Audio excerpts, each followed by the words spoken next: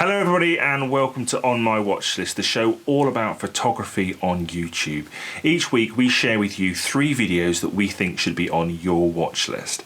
But I can't do this on my own. I am joined as usual by my co-creator and my co-presenter. You could say we are part of a double act. He is the Ernie Wise to my Eric Morecambe, the Lou Costello to my Bud Abbott. It is of course Julian Baird. Hi Julian. Good morning, Chris. I have no idea what that last reference was. Oh, well, it's an American reference, you see. It's Abbott and Costello. Who's on first base? This is for our American audience. Right. No idea what you're talking about. So our American friends will know exactly what I'm talking about. Another good show for everyone lined up today. Our last in the series. I know it's a bit sad. But we decided on the number of episodes that we're going to have, and we're going to stick to it. But yeah, I think for the last one we've got some cracking videos, and we've got a super guest host as well, haven't we? Yeah, absolutely. And we're going to take a little bit of a break now before we go into the second series. Have you got anything planned for your break? Yeah, I'm going to go on holiday, and I'm going to put the camera down for a couple of weeks and just sort of enjoy some family time in the sun, I think. Oh, that'll be nice. So you're taking them with you then? Yes, of course. Excellent. Well, you mentioned we've got a great guest host on this week's show, so let's introduce him, shall we? So today's guest host is a keen amateur photographer, YouTuber, and 1/6 of the hottest photography podcast in town, the Pubcast. You may know him as Brian Blessed's love child, but I know him as Tigger on acid. It is, of course, Mali Davies. Hi, Mali. Good morning, gentlemen. That's some introduction. Morning, Mali. How you doing, mate? That's some introduction for this hour. I'm not so tigger this morning. It is morning. Sometimes it can be difficult for us all to get together, so we're actually filming this at 7 o'clock in the morning. And Mali, you're not really a morning person, are you? It's not that I'm not. I tend to stay up late editing during the week, because obviously I'm a weekend warrior with the camera, so I'll be up till maybe 12, 1 in the morning editing images from what I've captured during the weekend, etc. So yeah, mornings are a bit difficult in the week. And how is the channel going, mate? Yeah, it's going really well. Steady, working hard, graft, and just keep putting content out when I can. I don't put myself under any pressure to keep producing, but because I love it so much, I've got 6 videos backed up now, ready to be worked on, edited, and probably about 60 gigs worth of images. So yeah, it's going well. Wow, I mean, it is hard, isn't it, when you're an amateur and you've got to fit YouTube in with the day job? You know, it does take up an awful lot of your spare time, doesn't it? Yeah, you've got family commitments. And not just that, you've got a community as well. I've got Let's Create on Facebook, so I'm active on there constantly. I've got the channel now, it's going stronger, so you get that mix between creating an omelette and throwing some food together for the family, and then taking them out for a walk in the woods while Daddy runs off with the camera. It's all good. And did I hear right that you've added membership to your channel? I have, yeah. Even with lockdown, I was like, do I do this? What do I do? How do I do it? Let's research it. And I took some time and was slow about it and really considered why I was doing it, that it wasn't just for money.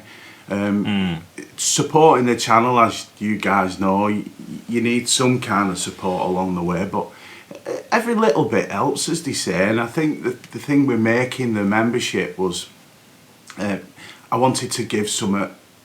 So they're buying something. You don't go in a shop, get something off the shelf and just, walk out with it. So I thought, yeah, well, if they're paying for something, I'm going to give them like one-to-ones, a question and answer with a bit of, some photo editing in, and how to use, techniques that I have, maybe the way I develop my own pictures, or how to develop, your own photographs, and what you'd like to get out of photography and who you are, and just to chat with people, and they're basically paying for a one-to-one online tutorial, but via YouTube.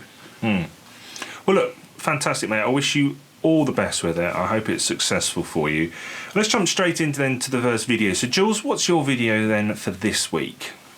Well, my video this week is from a chap called Joshua Cripps, and he's actually done 2 videos, but we're going to talk about the first video.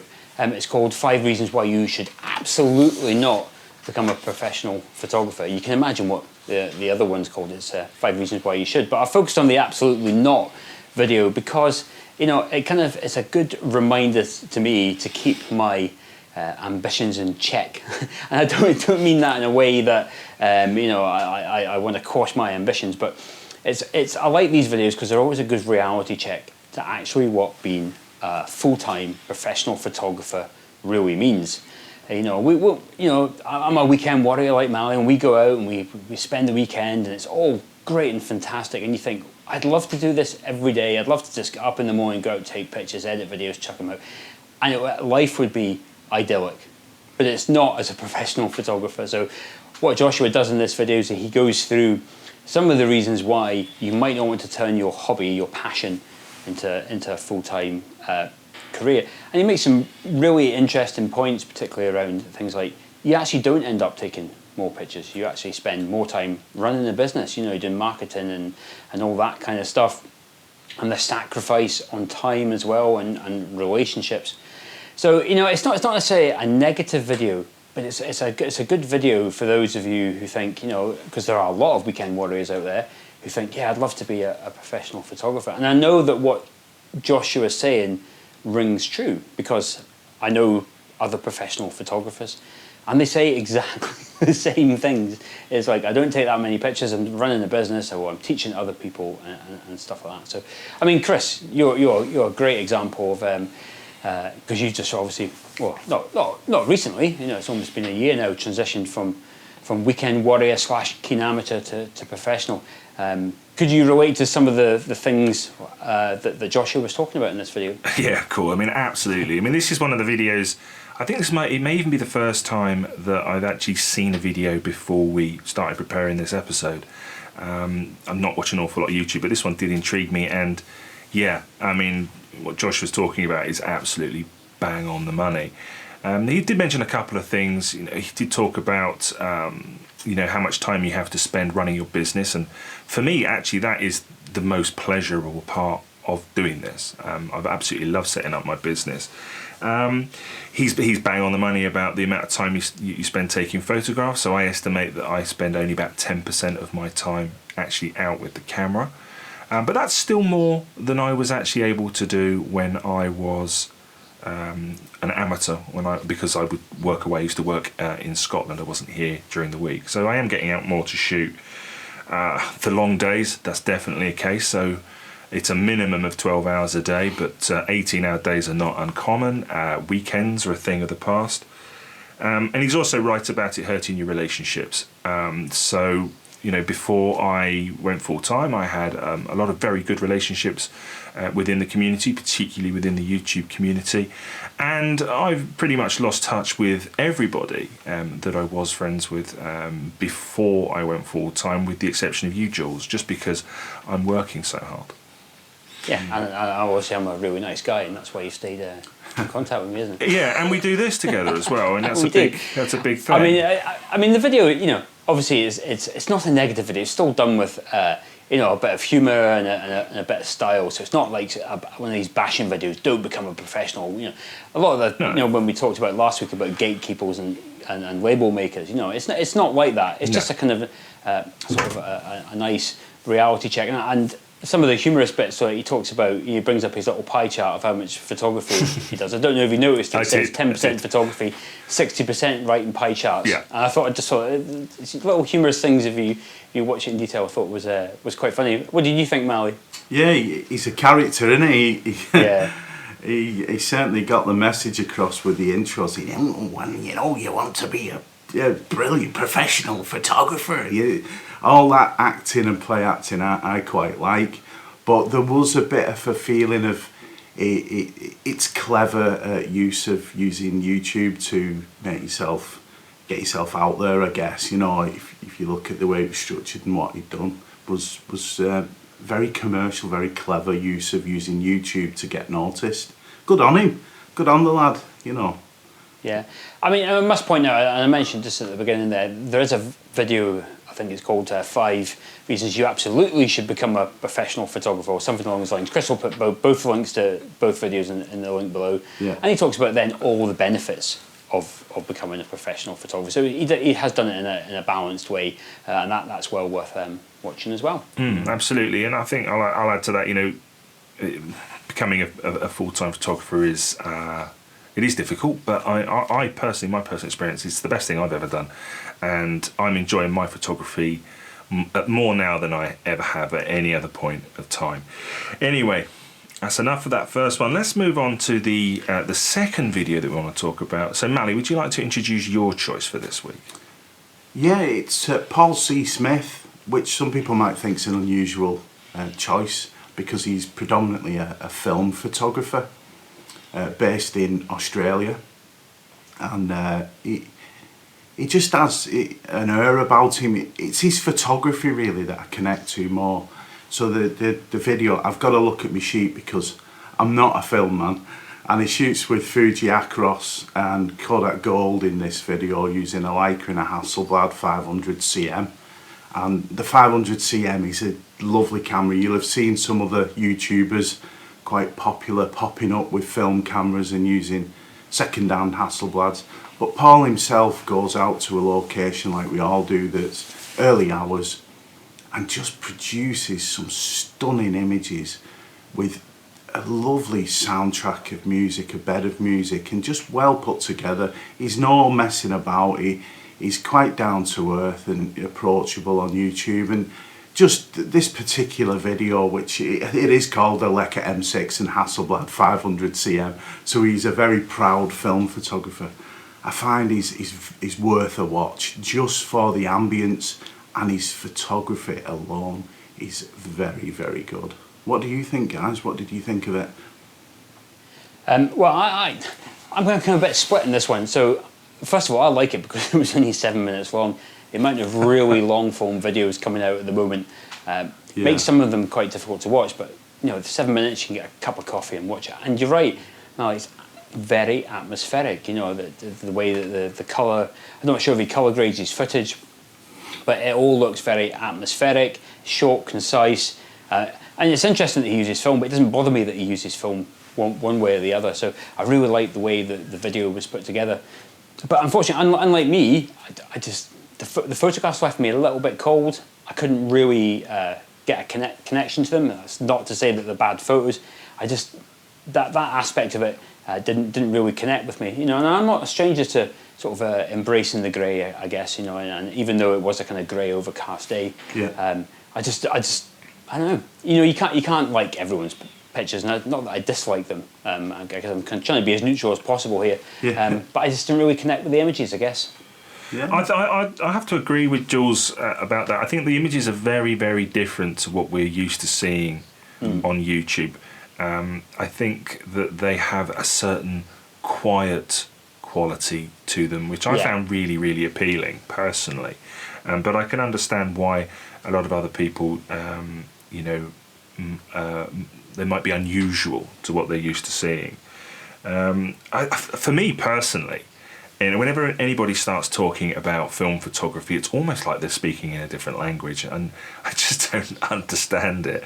And Jules, you don't have any experience of film photography other than sort of the old point and shoot cameras that we used to have before we went digital. No. I was never a film photographer. Yeah, I had a point and shoot camera in the early 2000s. It was a film camera, but you know, it was very much snapshot. So any sort of real proper photography, I guess, if you want to call it, has always been done in digital. But I did very much appreciate his style and the way he went about his video and the way it was constructed. I still found the content engaging in such as what he was talking about, the way he was describing the scene, the music and the use of the bits of B-roll. It was a very atmospheric and engaging video in that sense.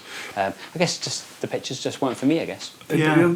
There wasn't an awful lot of talking in it, was there? There was a lot of him just showing the scene and him taking images. It wasn't like the babbling videos that I produce, where there's a lot of talking in them. And I think that's what's good. It's like it was short and concise. When he did talk, he was communicating useful information. There was no filler, I guess, and I think that's what still made the video interesting for me. We'll go back to Mali just to have the last word on this video, but I just want to correct you a little bit, mate. I think Paul's a Kiwi. I think he's New Zealand based, not Australia. Zealand, yeah. I knew as soon as. Oh, mate, you've ruined it now. I think we may have lost an entire country. I knew the moment it left my lips that he was a Kiwi. Cause I thought you said New Zealand as well, and I don't want to correct you. No. We'll edit it out. The thing is about Paul, he's polar opposite to me. So maybe that was my attraction. And the fact that I'm a massive Kenner fan, and there was a lot of Kenner in the images. There was a lot I can see that. Quite minimalist, simple. And again, I think that's quite different to me. And it is an area that I'm leaning more to. From being a graphic designer for 25 years, I find that simplifying an image in photography is the way I'm going, because that's what I do day to day. My job is simplifying and communicating a message that's easy to be understood. I think Paul did that quite well. Like you said, Jules, he really simplified things and got the strength of the atmosphere and the images across. I'll just say one last thing. I think it's really important when you're developing as a photographer at any stage that you look at other people's work. So even though it's not work that you might not necessarily connect to, or that's not the type of photograph that you would normally take, it's important to widen your horizons, because you can be influenced in different ways, even from genres or types of photograph that you might take. And so I think, even if you might not think this would be a photograph that you take, I think it's important to watch videos like this. I agree. Mali, you mentioned Michael Kenner earlier. So Michael Kenner is the biggest influence on me, and I think it is important for us digital photographers to embrace the work of film photography, because the medium doesn't really matter. At the end of the day, and Michael's been a big influence on me, even though I'm not a black and white photographer and I'm not a film photographer. Okay, so fantastic. Let's move on then to our last video of the episode, and our last video of the series, The Viewer's Choice. And this week's choice is What a Time to Be Out by Bri Barnham, and it's been chosen by everybody's favourite grumpy uncle, none other than Adam Gibbs. And Adam says, I love Brian's low-key, relaxing approach to nature and photography. Plus, he's a friend, an expat now living in Vancouver. Now, Brian's video tells the story of him photographing the Golden Ears Provincial Park in British Columbia in Canada. And in it, he shares stories of his experiences with a lot of the wildlife that he comes across while he's out shooting early in the morning. And I think that's something that all of us early morning shooters can relate to. So, Jules, what did you make of Bri's video? Well, I mean, we go from the previous video, which is only 7 or 8 minutes long, all the way through to almost a mini film. This one's nearly half an hour. I really enjoyed it. And I mean, one of the first things is it's somewhere different. I mean, I do watch a lot of YouTube, but it's mostly from UK-based photographers. So it's really good, from my point of view, to be introduced to other photographers from across the globe. But I really liked his kind of slow, methodical approach to the video. It wasn't whiz-bangy with lots of B-roll and jump cuts and epic music. It was more of almost more of an experience. And I liked the way that, even though he was talking about sort of landscape photography and being in that beautiful forest, it was absolutely stunning. It's just watch the video just to watch the forest. But he said, I like the way he used B-roll to show imagery, so video of the animals that he came across as well. And he says it's an important part of the video because this is what I experienced, and I wanted to share that experience with you as well. So yeah, it's a bit of a long form video, but he does go to this spectacular woodland, and you see him wandering about, and he takes some really nice images there. Very atmospheric, good use of sound and music, and the way it's all edited together. So it's one well worth time, just taking a little bit more time and having a watch. I really enjoyed it, and I've subscribed to his channel. Ah, fantastic. Mali, you enjoy music, you use a lot of music in your channel. A lot of your own music is composed by your wife. That's true. Yeah. I'm right in thinking, aren't you? What did you think of the music and the production of Bri's video? Just the thing about Bri that stood out for me was he was dead relaxed, just really chilled, and not pretending, you know, just being himself and loving where he's at, was as he's talking, there was these soundscapes, really ultra wide sounds of the forest, which he picked up beautifully.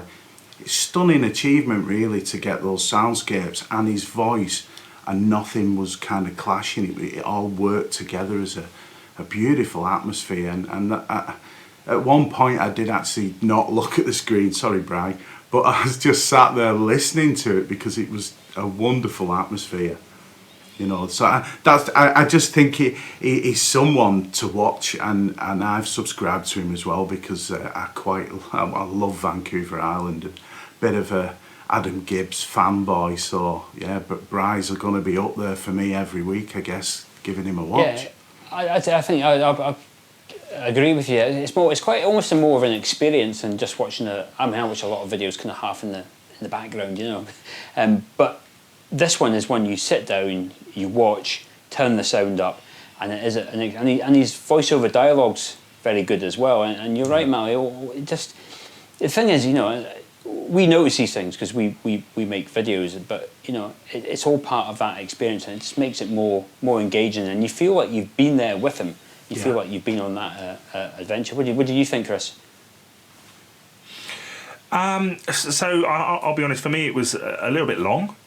And it was a little bit slower pace to the videos that I usually watch. I did enjoy it. It's nice to see something different.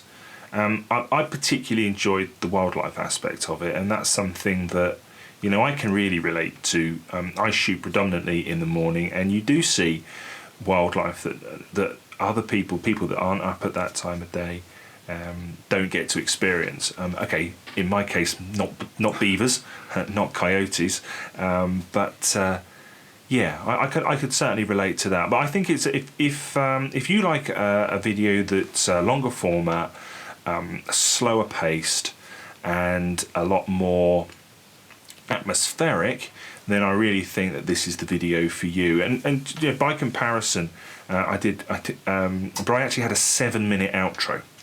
And Paul's video, which we just spoke about, was 7 minutes long. So you know, it kind of just goes to show you, you know, the difference in the two approaches. I think the videos this week have been, I would say, eclectic. You know, a very different set of videos. Yeah, they've been different. They're different between themselves, and also slightly different from what we've done previously. But that's the point of this show. We want to try and introduce different types of content, you know, and from different producers, and yeah, I think it's good that we've got some eclectic videos this week. Yeah, I think absolutely. I mean, I think the 3 videos are this week are videos that perhaps I wouldn't normally watch, and that's, as Jules says, that's absolutely what this show is all about. Do you, Mali, again, Joshua and Bri, these are 2 creators that are new to you? Very much so. Yeah. Never seen them before, so that's great. And can I ask you, have you seen all of the previous shows? Yes. Yeah. In that series, and how many creators had you been introduced to by this series so far? I already knew them, so I have pretty much watched a lot of YouTube. So yeah, and when we met David at the photography show just briefly, and Ian, I've spoke to a little bit online, but yeah, I quite enjoy his content.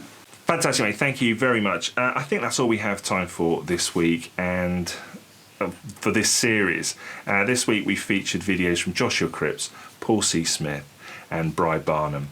I would like to say a big thank you for Mali Davies for joining us so early. Cheers, in the morning. Mali. Thank you very much. Thanks, guys, for having me on, and yeah, keep smiling, it's our pleasure, as our friend would say. It's a pleasure. It's a pleasure to see you. Of course, I always have to thank Julian for all of the work that he's done, not just in this episode, but putting this entire series together. It is an exhaustive task, and I greatly appreciate it, Julian. Thank you very much. It's a team effort, as you know, mate. Absolutely. And, of course, for one last time in this series, I'd like to thank you all for watching, and I hope very much that you'll join us for Series 2. Bye. See there. Bye-bye. See thee.